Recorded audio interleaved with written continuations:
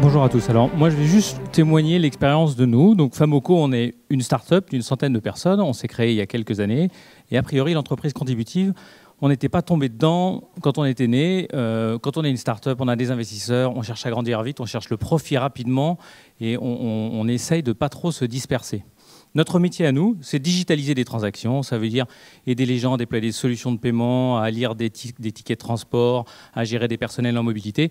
C'est autant de cas d'usage. Et puis un jour, le Programme alimentaire mondial, les Nations Unies, sont venus nous toquer à notre porte. Ils lançaient un appel d'offres et ils avaient un problème. Ils disent aujourd'hui, on distribue à 80 millions de personnes, 5 milliards de dollars dans 40 pays et on n'arrive pas à le gérer. On le fait en distribuant des coupons papier et les gens volent les coupons papier. On ne sait pas quand ils sont utilisés. Il y a de la fraude, des détournements. Aidez-nous. Et nous, précisément, on digitalise des transactions. Donc on s'est dit, c'est un moyen d'utiliser les technologies qu'on a développées, d'utiliser notre savoir-faire à quelque chose de bien. Donc on en a parlé à toute la société, on s'est posé la question et on a décidé de dédier une équipe pour trouver une solution pour que le Programme alimentaire mondial déploie ces solutions. Et donc on a inventé une petite carte, un peu comme une carte Navigo, une carte vitale, et on équipe des réfugiés, des migrants dans des pays. Et avec ça, ils font valoir leurs droits. Au lieu de distribuer un coupon papier, maintenant, ils tapent leur carte, ils mettent leurs empreintes digitales, et on est capable de leur distribuer un sac de farine. Les avantages sont multiples. Il n'y a plus de fraude. Il y a une transparence totale pour le Programme alimentaire mondial qui voit en permanence où est distribué tout l'argent. Et comme il y a une transparence totale, les donateurs donnent beaucoup plus.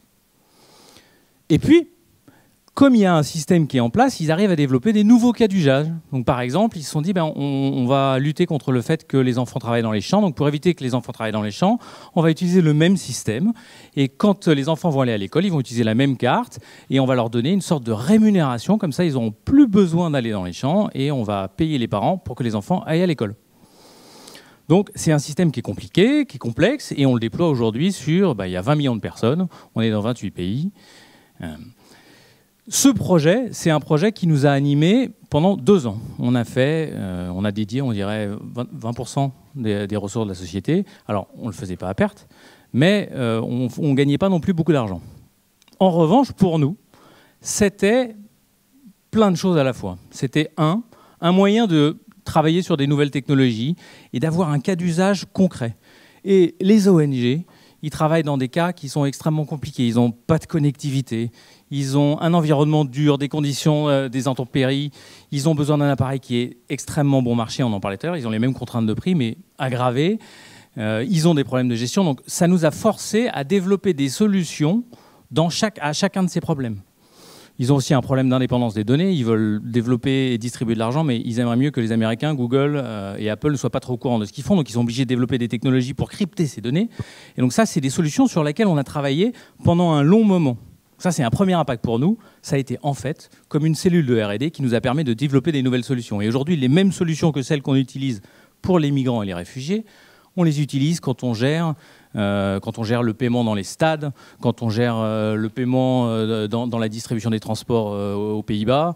Donc c'est les mêmes solutions qu'on a développées avec un cas d'usage qui était celui d'une ONG, et que massivement maintenant on reproduit et sur lequel là on fait de l'argent.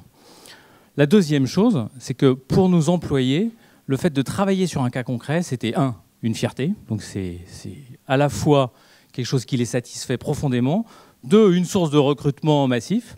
Et puis 3, une source d'efficacité qui est incroyable. C'est-à-dire que quand un développeur fait du code, nous, 50% c'est des développeurs, ils font des bugs, c'est la vie, tout le monde survit. En revanche, quand ils se disent que l'impact de leur code va toucher directement des gens qui sont sur le terrain et que des enfants sur le terrain auront un problème, pour eux, ça change complètement la manière de travailler.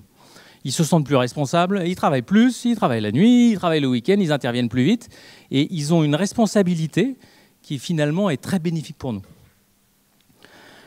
Le troisième impact, c'est que finalement, on s'est retrouvé avec une présence internationale extrêmement rapidement. Accompagné des Nations Unies, on a des points qui sont présents partout. Aujourd'hui, on a un réseau qui est massif dans 20 pays. On a 100 000 terminaux qui sont utilisés par les Nations Unies. Ça nous fait à la fois une référence, mais ça nous fait aussi une présence qui nous permet d'avoir de nouveaux clients, d'avoir de multiples applications et donc d'avoir des débouchés commerciaux qu'on n'aurait probablement pas eu.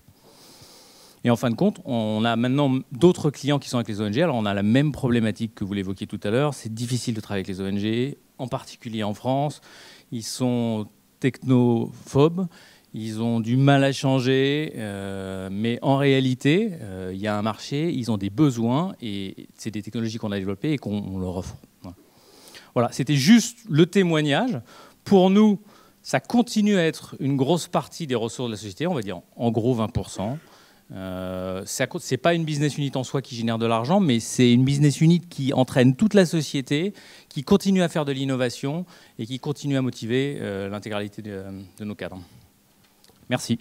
Merci à vous.